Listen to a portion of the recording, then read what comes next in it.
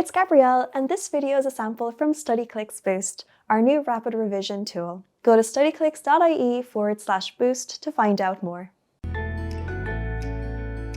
Now we are going to focus on the general defense system. Our immune system has evolved to protect our bodies by responding to stimuli such as foreign pathogens. Our immune system is broken down into two systems, the general or non-specific defense system and the specific defense system. Here are a few definitions to keep in our minds as we go through this content. A pathogen is a disease-causing microorganism. An antigen is a foreign protein that stimulates the production of antibodies. A pathogen will contain an antigen on its surface. And immunity is the ability to resist infection.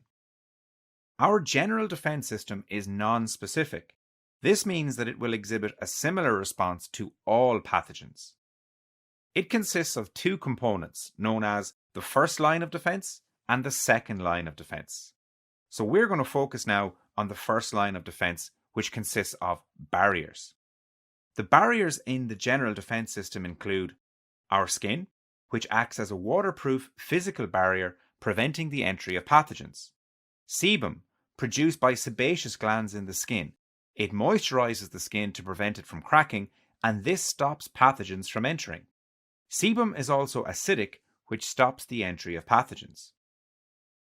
Sweat. Sweat is produced by the skin. It is also acidic and therefore prevents pathogens from entering.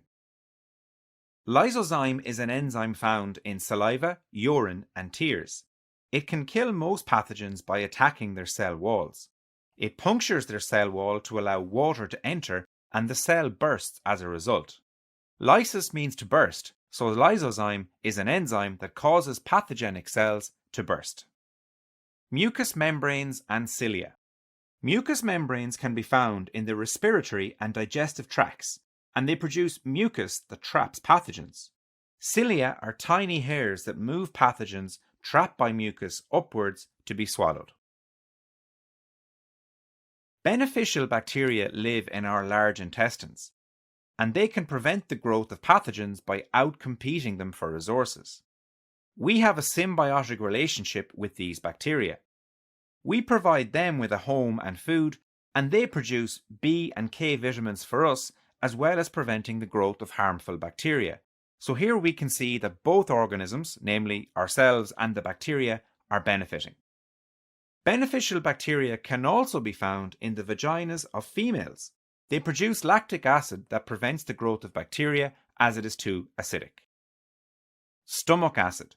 Most pathogens cannot survive in acidic conditions, and therefore the acid in our stomach, hydrochloric acid, destroys any pathogens that enter because the pH is really low at around pH 2.